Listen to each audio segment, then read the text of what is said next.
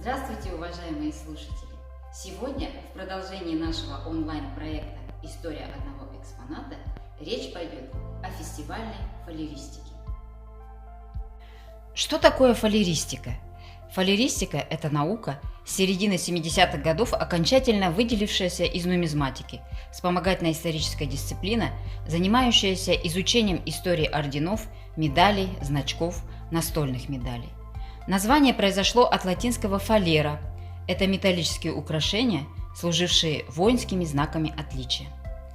В СССР фалеристика стала популярной с 1957 года, после 6-го Всемирного фестиваля молодежи и студентов в Москве, к проведению которого был налажен массовый выпуск служебных, наградных и сувенирных знаков. Проходивший в Москве в 1957 году 6-й Всемирный фестиваль молодежи и студентов оставил после себя свыше 700 разновидностей значков. Яркое культурное событие привело к бурному развитию советской фалеристики и массовому увлечению коллекционированием.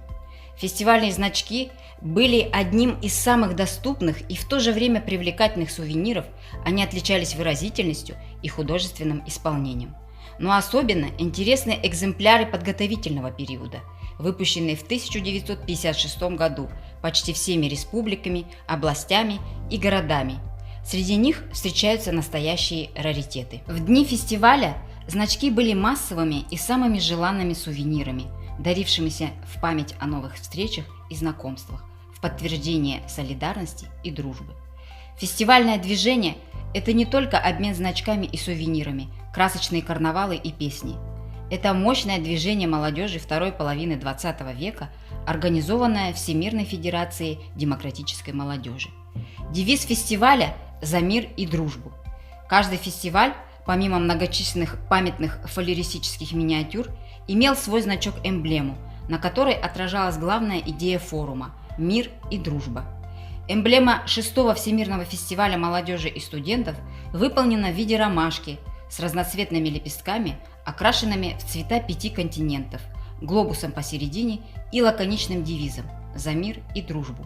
Прекрасно передавала идею фестиваля, была яркой и запоминающейся. Событий такого масштаба в СССР раньше не было, поэтому подготовка велась с особым энтузиазмом. Кроме того, за год до фестиваля проводились массовые конкурсы и соревнования среди школьной, вузовской и заводской молодежи. Следовало отобрать лучших из лучших для будущей встречи с зарубежными гостями.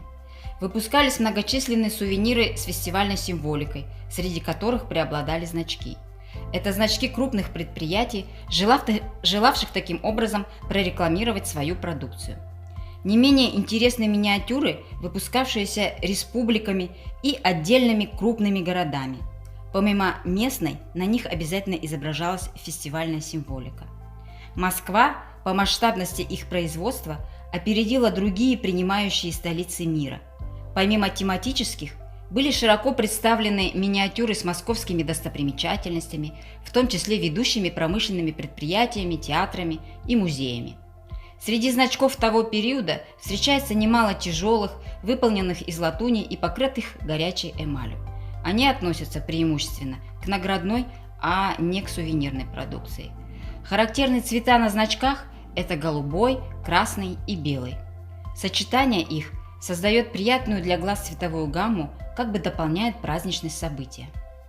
Больше всего в фестивальные дни было выпущено сувениров с эмблемой праздника – ромашкой, с лепестками, окрашенными в цвета 5 континентов – голубой, красный, желтый, зеленый и черный. Сердцевину в виде земного шара украшал лозунг мероприятия «За мир и дружбу». Автором эмблемы стал московский художник-иллюстратор Константин Кузгинов. Ранее его плакаты представляли СССР на молодежном фестивале в 1949 году в Будапеште и в 1951 году в Берлине. Ромашку Кузгинова жюри выбрало из 300 конкурсных эскизов.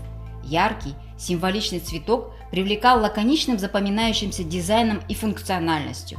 При уменьшении он был хорошо различим, благодаря отсутствию мелких элементов. Художник говорил, что креативной идеей обязан дачному отдыху. Сидя в цветущем саду, я оглянулся вокруг. Нужная Ассоциация родилась удивительно быстро и просто, вспоминал Кузгинов в одном из интервью. Земной шар, а вокруг него лепестки континенты. Кроме того, Кузгинов, активно занимавшийся спортом, вдохновлялся образом цветных олимпийских колец.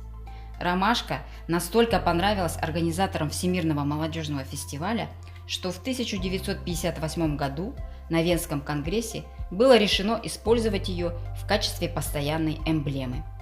Помимо цветка-символа, на памятных и сувенирных миниатюрах часто встречается голубка. Это вариация на тему знаменитой работы Пикассо, ставшая эмблемой Берлинского фестиваля 1951 года. Фестивальные значки – тема очень увлекательная, познавательная и сюжетно многолика. Каждый фестиваль, независимо от того, в какой стране он проходил, оставлял после себя несколько десятков, а то и сотню значков страны-организатора.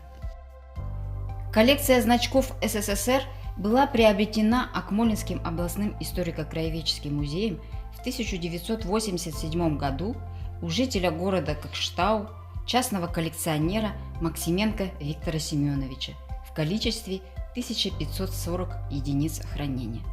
В его коллекции представлены значки на разные темы – авиация, фестивали, автотранспорт, съезды КПСС, юбилейные, спорт, Олимпиада 80, культура, туризм, города, сельское хозяйство, торговля, гербы городов и многое другое.